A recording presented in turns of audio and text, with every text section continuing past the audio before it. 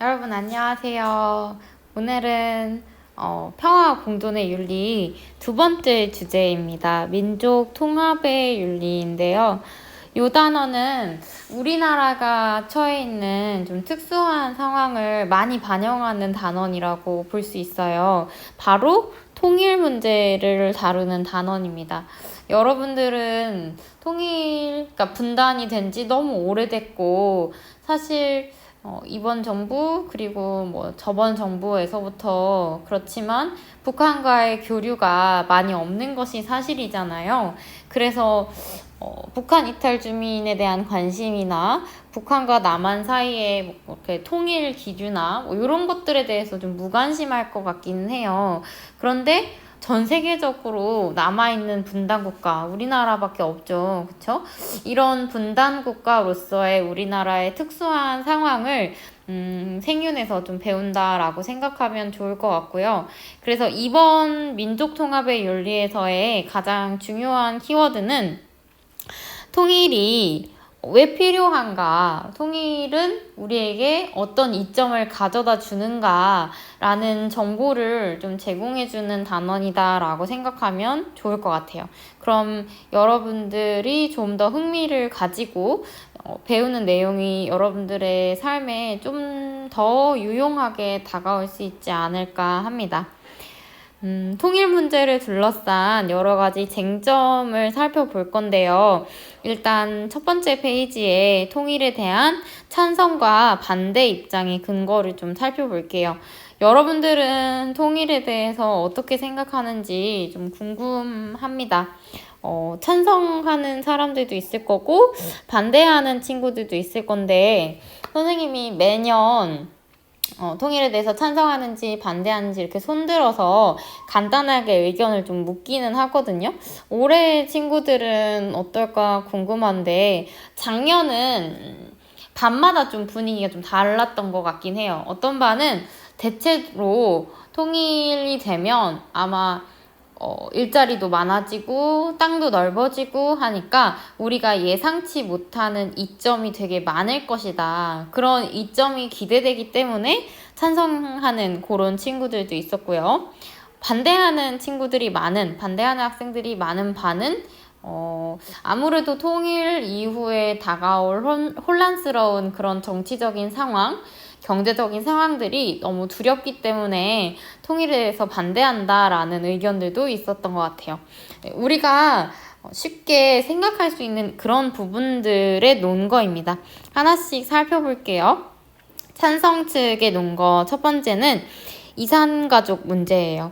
그러니까 어떻게 분단이 되면서, 사실 분단의 문제는 정치적인 이념, 이데올로기로 인해서 분단이 됐었잖아요. 우리나라는.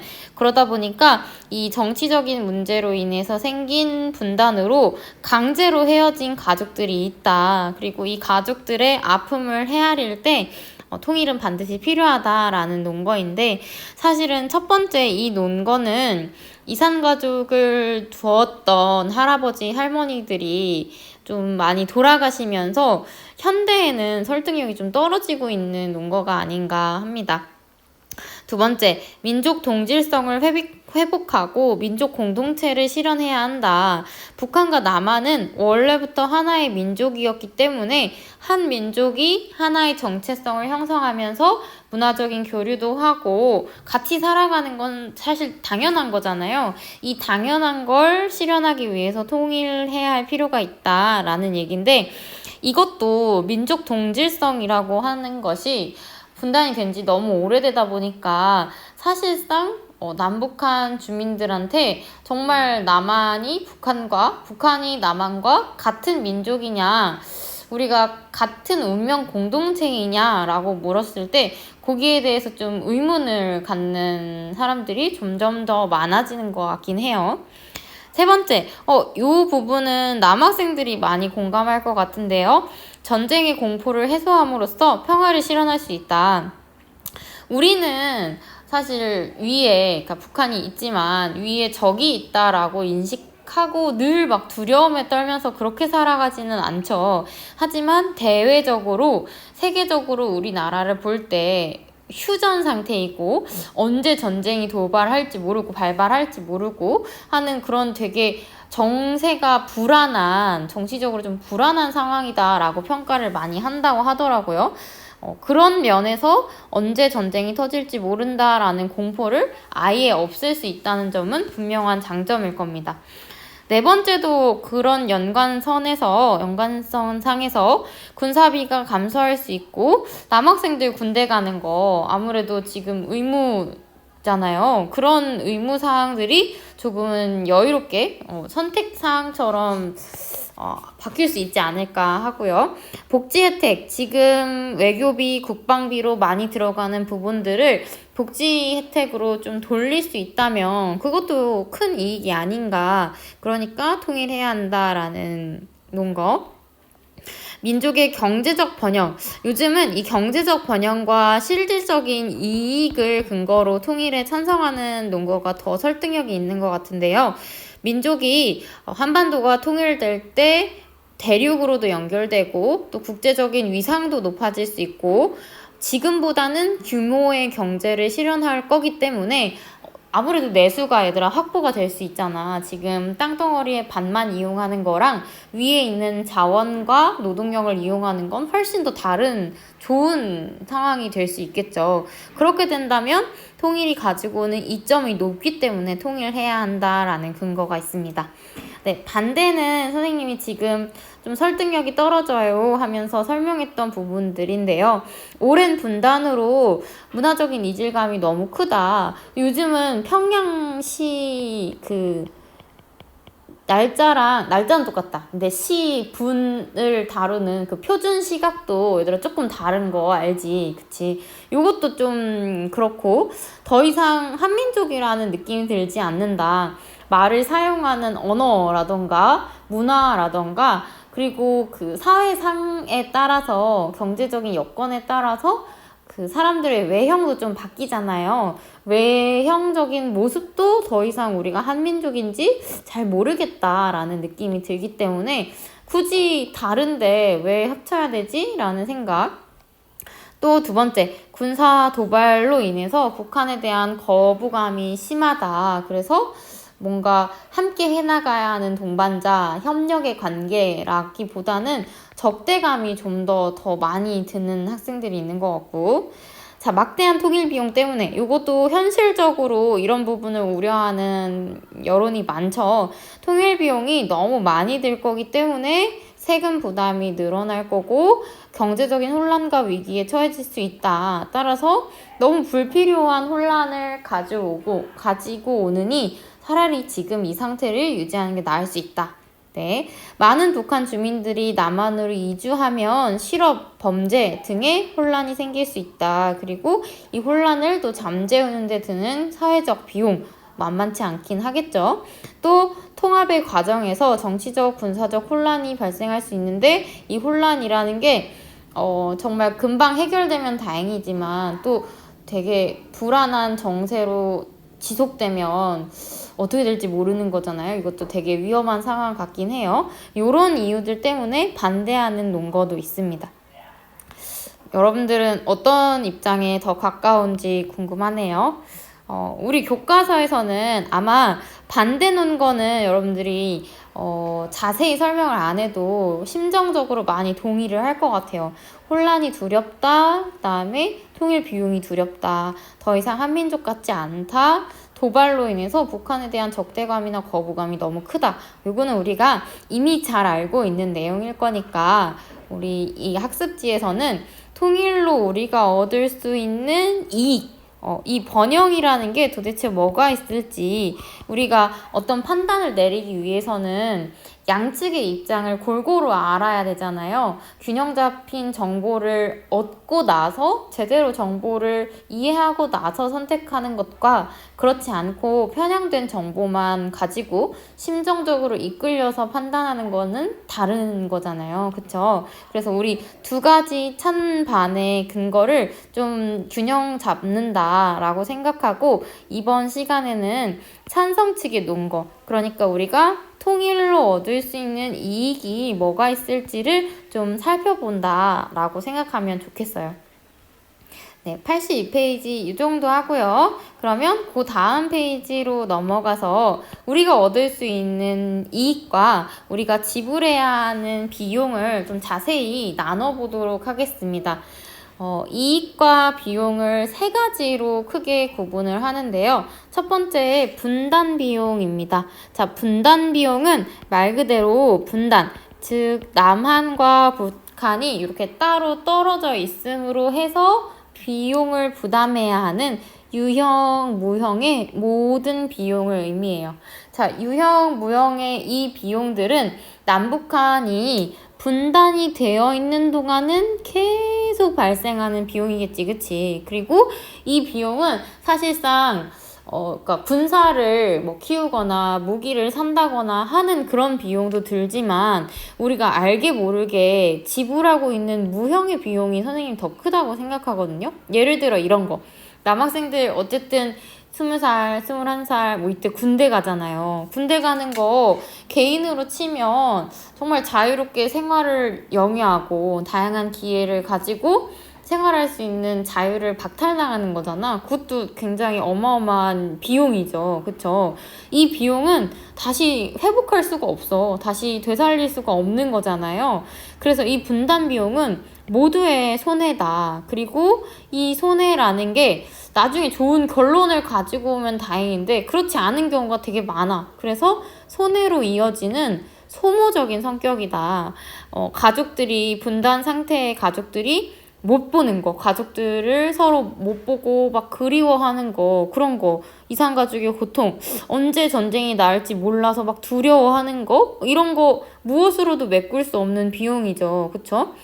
그리고 우리가 때에 맞춰서 시기적절하게 한반도 영토 전체를 이용하면 더 크게 발전할 수 있는데 그렇지 못하는 거, 발전 가능성을 제한당하는 거, 그리고 이거 뭐 선거 때마다 되게 큰 이슈인데 막 정말 소모적인 이데올로기 논쟁하고 막 이념이니 막 빨갱이니라고 서로 막 헐뜯고 하는 거, 이거 너무너무 큰 손해잖아요.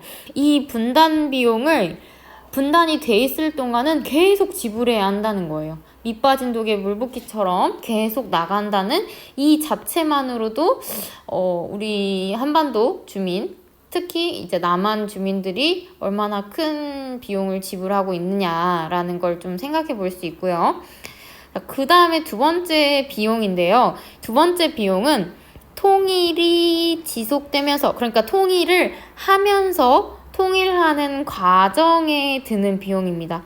통일 과정과 통일 이후에 남북한의 격차를 해소하고 이질적인 요소를 통합하는 데 부담해야 할 비용이거든요. 크게 통일 비용은 이 세 가지로 나뉜다고 해요.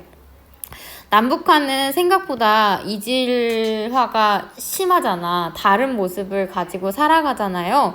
화폐 단위도 그렇고 정치 경제 시스템도 그렇고 쉽게 생각하면 얘들아 교육 체계도 너무 달라. 군 복무 기간도 너무 다르죠. 이런 다른 제도들을 합치는 비용 들 거고요. 그쵸? 그 다음에 아까 반대 논거에도 있었지만 통일을 하기 시작하면 정치적으로 되게 혼란스러울 거예요. 사회적으로도 혼란스럽겠죠.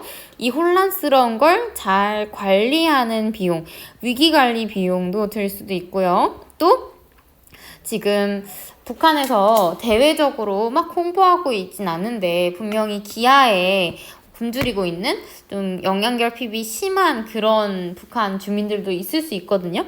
그런 북한 주민들에 대한 긴급 구호 활동 필요하겠죠. 또 북한에 선생님이 조금 있다가 영상을 하나 보여줄 건데요. 그 영상에서도 나왔듯이 북한에 우리가 너무 당연하게 사용하는 아스팔트 도로 같은 거, 뭐 항만이나 항공이나 지하철이나 이런 것들이 잘 안 구축되어 있을 수도 있어. 그래서 그런 경제적인 기반 시설, 사회 간접 시설들을 만드는 비용도 투여돼야 되겠죠. 그쵸?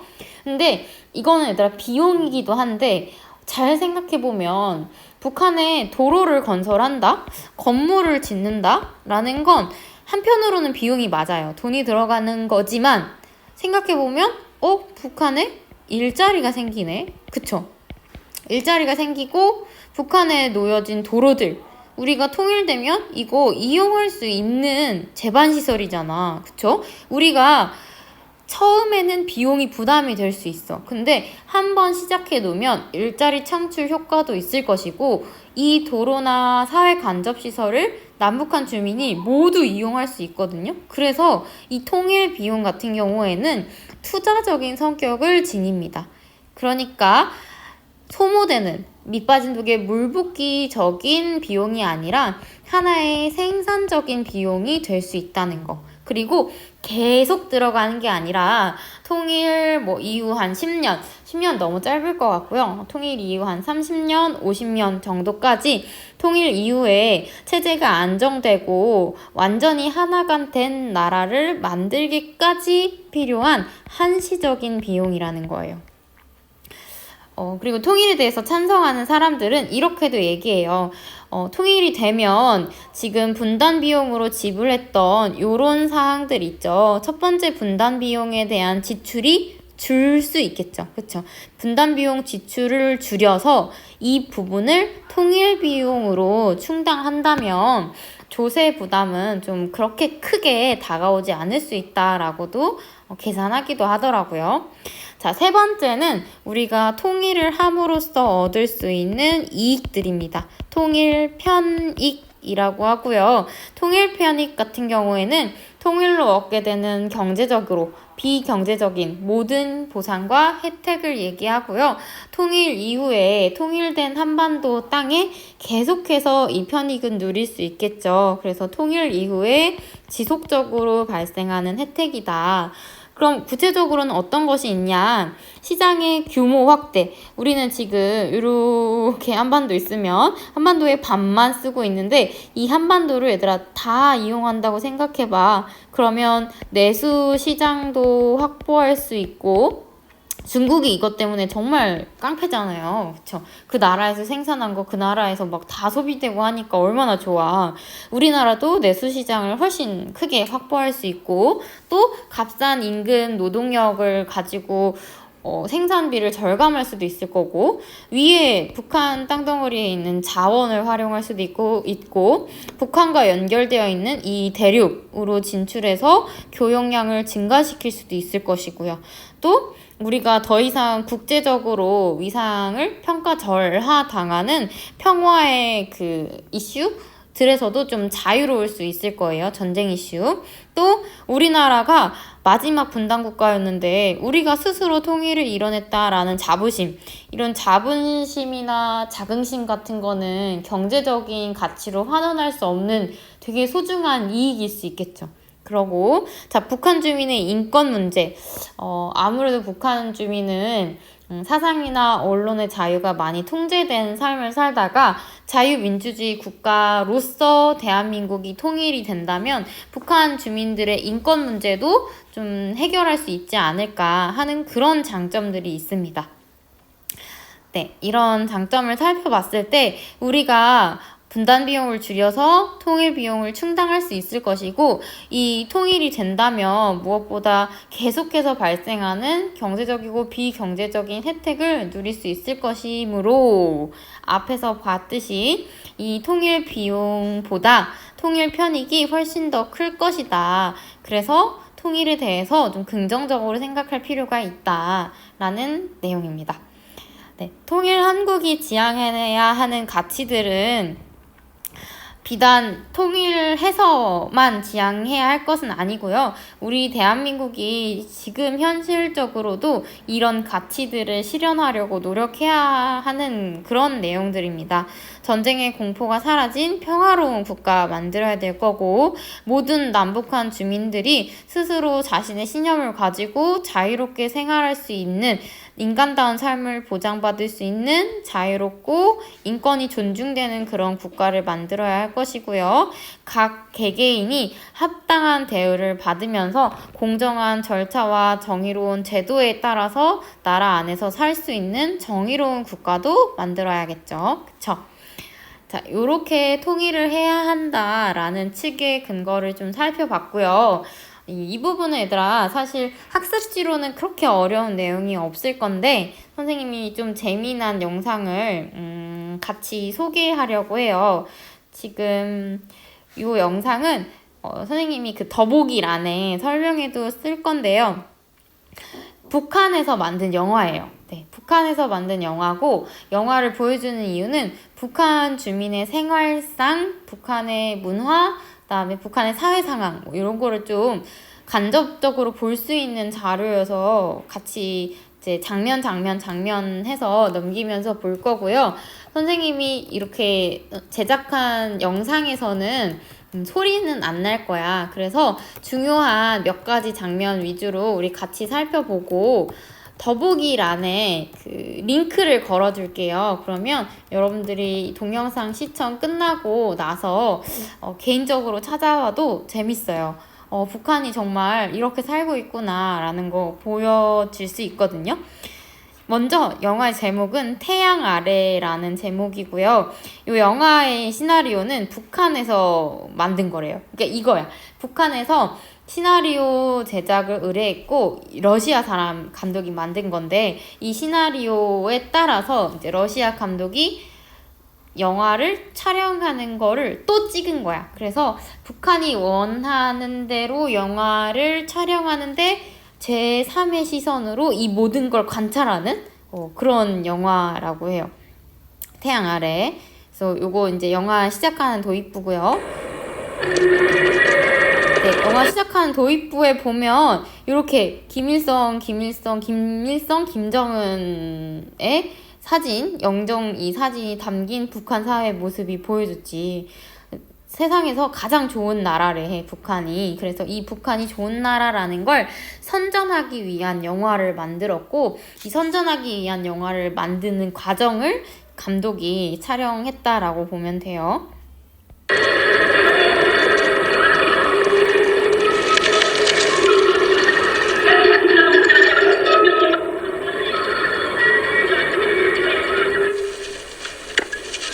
보면 얘들아, 이 영화의 주인공은 진미라는 여자아이거든요. 진미의 얼굴을 잠깐 보여줄게요.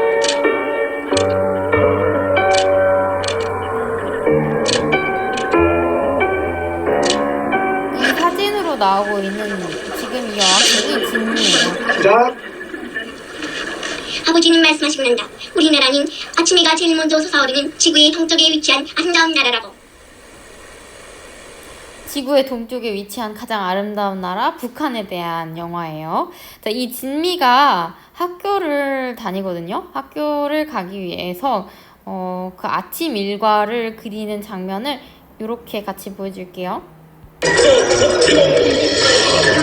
이거 되게 얘들아 생소한 장면이지. 아침에 나와서 이렇게 다 같이 국민체조를 하는 거, 여러분들 이런 경험 있어요? 없죠? 근데 선생님은 있어요. 선생님은 초등학교 다닐 때 아침 그 구령대에서 이런 체조하고 아침 조회하고 했거든요. 북한은 이런 일상에서 보여지듯이 굉장히 전체주의적이고, 그러니까 집단적이고 공동체주의적인 생활을 되게 강조한다라는 거, 이런 장면으로 볼 수 있고, 조금 넘겨서 우리 진미가 학교에서 어떤 교육을 받는지를 한번 살펴볼게요. 진미의 학교 생활.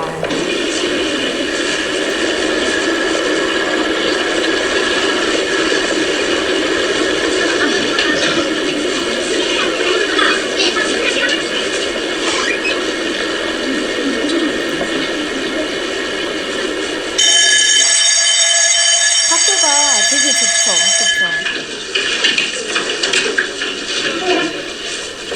가시죠.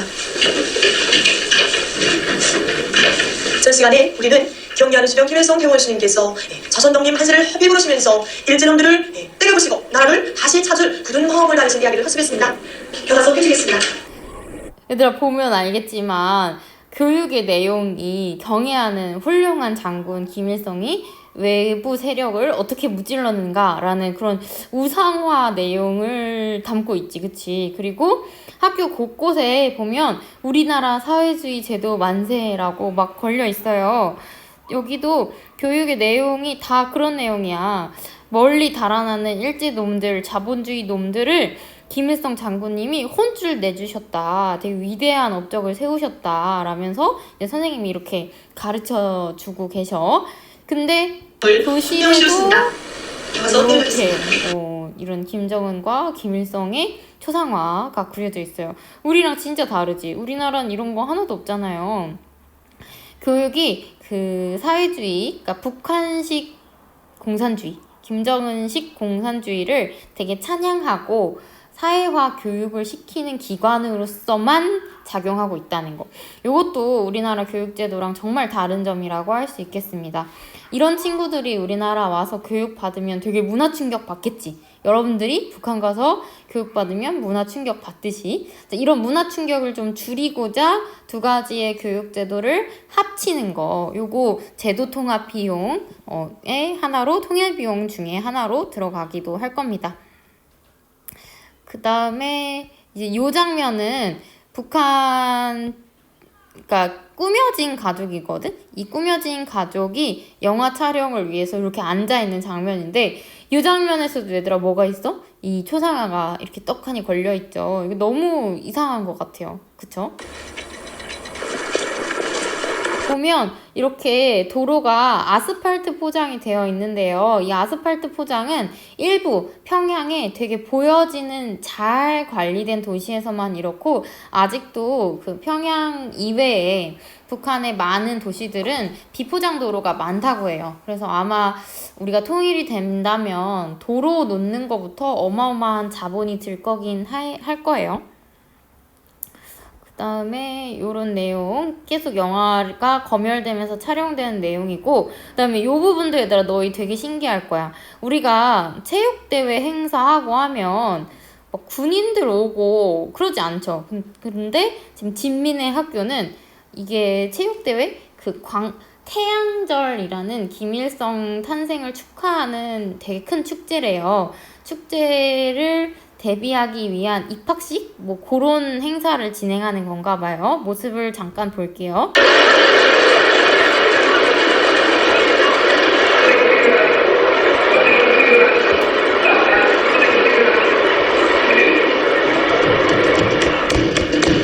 이런 거 진짜 특이하죠. 그쵸? 사회주의 조국을 위해서 항상 준비하래. 혁명사상 만세 이러고. 위대한 김정일 대통령 탄생 이름 주도를 경축 조선소년단. 그러니까 모든 교육과 행사가 다 체제를 선전하고 정치적인 영향력을 사람들한테 이렇게 심어주기 위한 그런 의도에서 만들어진 행사가 너무너무 많아요. 이런 부분이 정말 다른 부분이라고 할 수 있겠고, 그 다음에 보여줄 내용은 진미 엄마 아빠 얘기거든요.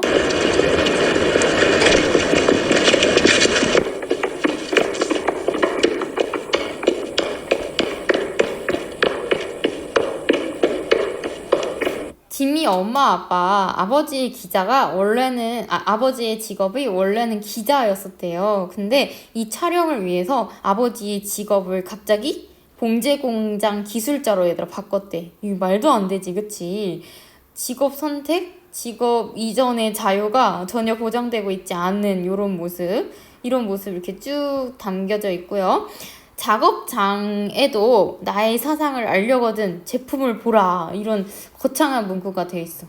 모든 게 정치가 지배하는 이런 북한 상황을 되게 잘 보여주는 영상입니다. 요거 선생님이 링크로 걸어둘게요. 이게 1시간 반짜리라 여러분들 다 보기는 힘들 거거든요. 중간중간 보면서 북한이라는 나라는 이렇구나, 북한에서는 이런 자유가 인정되고 있지 않구나, 이런 자유가 인정되지 않는 나라에 자유민주주의가 정착되면 어떨까, 이런 생각들 좀 하면서 보면 더 유익할 것 같습니다. 네, 오늘은 여기까지 하도록 할게요. 모두 고생 많으셨습니다.